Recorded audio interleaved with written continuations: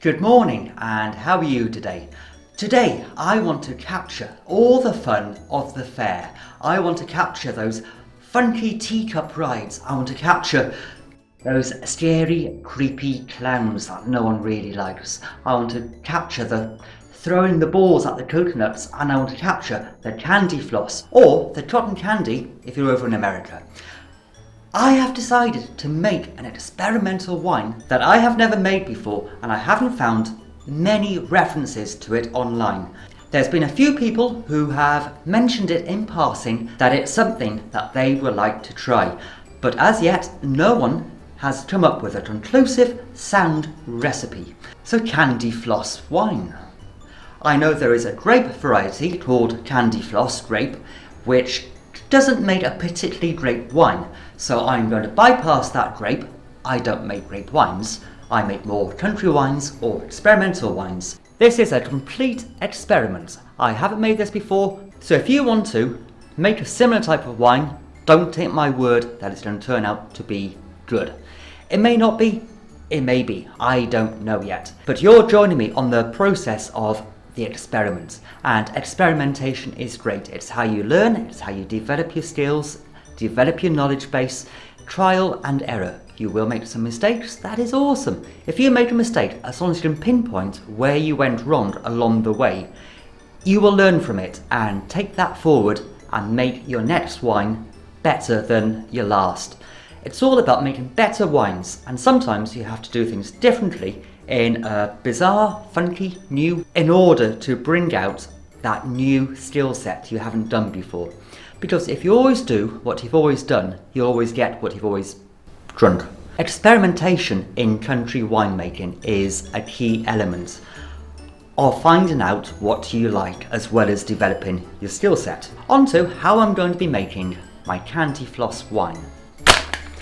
I went online and bought a few packs of Candyfloss sugar. I wondered what it was. I wondered if it would make a wine at all. So I did some research, and Candyfloss sugar is no different than normal granulated sugar. The only difference is it's brightly coloured and full of E numbers and flavourings. There is a warning on the packets though of the Candyfloss sugar, and this warning states E122 may have an adverse effect on the attention and activity of children. It's going to be one of those E numbers that send children hyperactive and all over the place. One of the last things you want when your child is having that adrenaline burst after going on those fairground rides and being chased by that creepy killer clown, fueled by E numbers. Oh, lovely stuff. It takes me back to my childhood, that does. I have no idea how this wine is going to turn out. But when I was choosing my Candyfloss sugar from the whole host and whole heap of colours and flavour variations, I went for the brightest, most E-number loaded, most vile colour I could. So I went for this type of bright, luminous, day-glow strawberry colour. And the flavour I've gone for is strawberry cheesecake, because I think a strawberry cheesecake wine might actually be quite good and quite pleasant. Actually, I know it is. I have made a strawberry cheesecake wine before, and it is so delicious. The difference between this Candyfloss strawberry cheesecake sugar and my strawberry cheesecake is I only used natural ingredients. It's used with real strawberries and not E numbers. This E122, which is a colouring, is banned in America, Japan, Sweden and Norway. But it's fine for us Brits to eat, consume and drink, providing there is that warning on the packet. Alright then, I think that is enough of my waffle about E-numbers and sugar and stuff. So let's move on to actually making the wine. As this is an experimental wine, I don't have a preset recipe, so I'm making it up on the fly, on the cuff. It is simply, let's make it and see how it turns out. And then if I want to make it again, I don't think I really will, but if it's awesome, it might be, I don't know. I can then adapt the recipe and make it even better the next time around. So I'm thinking, do I go for a sweet wine or a dry wine? Well, it's Candyfloss.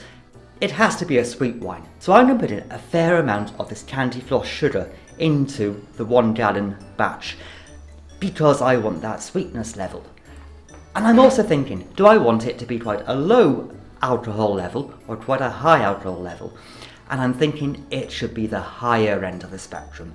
Why not? Let's push that sugar to the limits. Fairgrounds are all about that adrenaline rush, that busy activity, that fun-fueled adventure. So why not keep that alcohol level as high as we can get it and push that sugar level as far as we can make it go. So I have 1.5 kilos of the sugar, the Candyfloss sugar, and I think I'll be using a high alcohol wine yeast. Make it sweet, make it strong, try and replicate a fairground in the glass. I love messing around with flavours and yeasts and sugars and finding out what works and what doesn't, what I can do, what I can't do. Experimentation is fantastic. Right then, I'm off to sterilise my demijohn and the equipment I need, so I'll be back before you know it. Hello, and I'm back. Everything's sterilised, everything's clean, everything is sweet and as it should be, ready to progress. Right then, I am using a 5 litre plastic water bottle for this wine, for this Candyfloss wine. There are 2 reasons why I'm using a plastic one today, and the first reason is I'm running short of glass demijohns. The second reason is I don't really want to stain my glass demijohns too badly with this potentially corrosive E-number laden, extra coloured Candyfloss wine. It probably wouldn't, but I would much rather be able to dispose of a plastic 5 litre water bottle if I need to, or keep it for very experimental wines. So I'm going to start this recipe off by making a very basic sugar wash, which is the starting point of making a liquor if you were to go and distill it, which is illegal in the UK, so I don't do that. I'm going to simply pour in my sugar into my plastic bottle. Simple, pour it straight in, no faffing around. Before I continue to pour the sugar in, there is something that I just have to do. This is an essential stage for me, and, well, bear with me.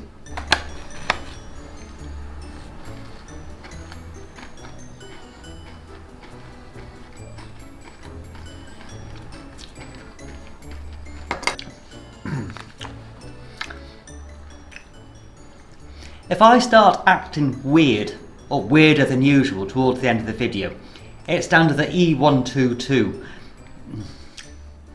Bear with me. Let me wash it down with some caffeine. Right then. And now it's a simple case of pouring your sugar, your Candyfloss strawberry cheesecake bright pink sugar into your demijohn. Right. That's 1 kilo out of my 1.5 kilos of sugar, of Candyfloss sugar in the demijohn. I'm now going to pour over 2 litres of water so I can take a hydrometer reading so I can see what the proportions are when I scale it up to the full 5 litres. I'm going to pour very hot water over, not quite boiling, because I don't want the plastic demijohn to melt. I personally think that E-numbers are starting to do that already. And I'm going to stop pouring hot water in there. The water in the kettle was still slightly too warm and my plastic bottle is starting to shrivel up around the edges. Hasn't burst yet. But heck, it's a fairground. It's meant to be all weird and creepy. So I put a bit of cold water in, try and save it. So I will set this aside now to cool. Then take a hydrometer reading and I'll be back with you in a second now. Once I've done all the calculations and know how strong I can push it. Do I need the extra 1/2 kilo of sugar, or is this going to be enough for the high alcohol yeast? Bear in mind, I want a sweet Candyfloss wine. So I'm partly thinking I'm going to shove it in anyway. I know the yeast will take up to about 18%, and then any residual would be extra sweetness. Or I can step feed it afterwards and carry on increasing that alcohol level, and then add more sweetness that way. Oh yes, I think I can get away with adding another 200, 250, 300 grams of my Candyfloss sugar. Then I think that would give me an alcohol percentage of about 16%. I know my yeast can go up to about 18%. but I don't want to overburden and overstress the yeast at this stage. So I will be step feeding the remainder of the sugar as time progresses, just to take that alcohol level right the way up to 18% and then carry on above that with that sweetness level. It really does smell like strawberry cheesecake. I'm rather amazed at the combination they have of E numbers and chemicals and additives to make a food product like sugar taste and smell so like the authentic real thing. And now we just need to add a bit more cold water. I'm going to take this up to about the 4.5 litre mark. I'm going to leave a bit of headspace in the demijohn, because if it ferments quite ferociously, which I think it will do because I'm using a good quality yeast and there's loads and loads and loads of sugar there for the yeast to digest and have a great party with, I don't want it exploding everywhere and making a big mess. So I'll top it up to about the 4.5 litre mark. That will do, looking brilliant.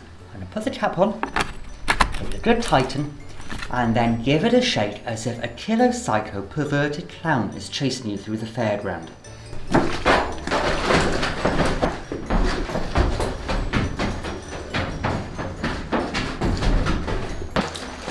Well and truly shaken. All that sugar should be mixed into the liquid now, into the water. I'm going to take another hydrometer reading just to see where it's sitting at the moment. So that is sitting at just under 1.110. 17.5%, that's where I want it. And when you are designing your own recipes, it's always so important to keep track of the hydrometer readings and try and balance everything out. Balance your sugar to your yeast type. That way you can tailor how sweet it's going to end up being and how strong, and you don't need to back sweeten. Back sweetening is not the most effective way of getting a sweet wine. If you want a sweet wine, balance your sugar with the yeast, and then this way you will not need to back sweeten. You are simply designing the wine you want to drink. And when you are designing recipes as well as taking note of your hydrometer readings, you also want to be doing taste tests throughout the process. This way you can judge how the wine is tasting at every point. And then it's easy to make alterations to the flavour as you go along, instead of waiting till the end and then being shocked that there's too much of one thing or not enough of the other. Let your senses guide you. Too sweet, but that sweetness will be fermented out. As for the flavour, it is definitely strawberry cheesecake. It's a bit artificially strawberry cheesecake, but then I wasn't expecting real strawberries to come in a packet of sugar. The next step now is to add the yeast. I am using my go-to standby favourite brand, which is crossmyloof. They do an excellent range of wine yeasts and beer yeasts. And I'm using a high alcohol wine yeast, which will take my wine up to about 18%, which is where I want it. It's where I've designed the sugar quantity to match this yeast. I'm going to simply give it a sprinkle on top of the surface and then give it another shake to get the air mixed into the liquid. And now time for another killer perverted clown chasing you moment where you give it a good shake.